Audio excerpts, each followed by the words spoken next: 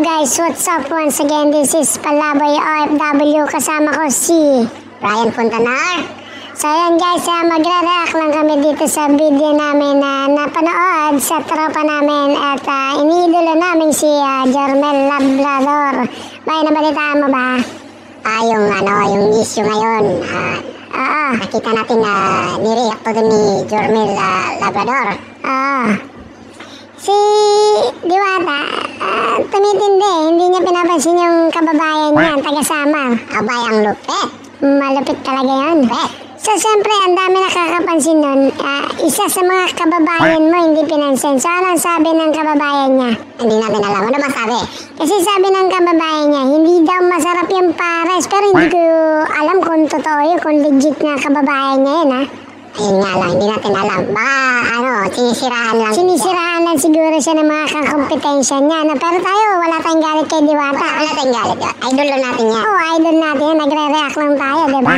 So, kung ikaw si Diwata at makita mo yung mga kababayan mo na taga-Samar, anong gagawin mo tapos tinawag ka?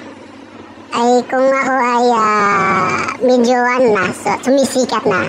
At yung mga kababayan naman natin, yung lugar natin, papansinin natin yan. O syempre, mga kababayan natin yun. Pero ang problema lang din sa kababayan ni Diwata.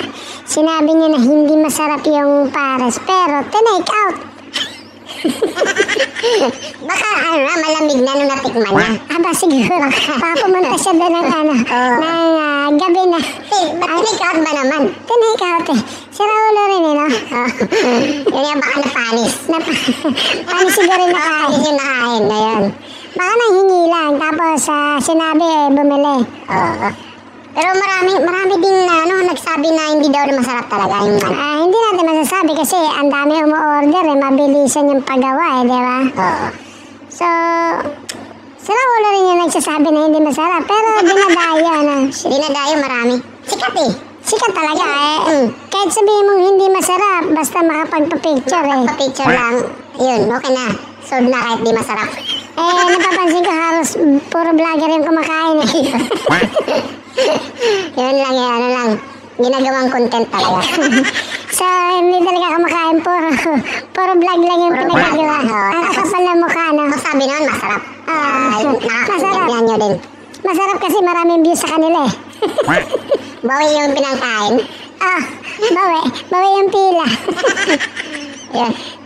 So, yun lang, masasabi natin dun sa kababayan ni Diwata. Kung ano yung nararamdaman mo, siguro busy si Diwata, di ba? Yung tropa nga natin dito ang taga-Kuwait.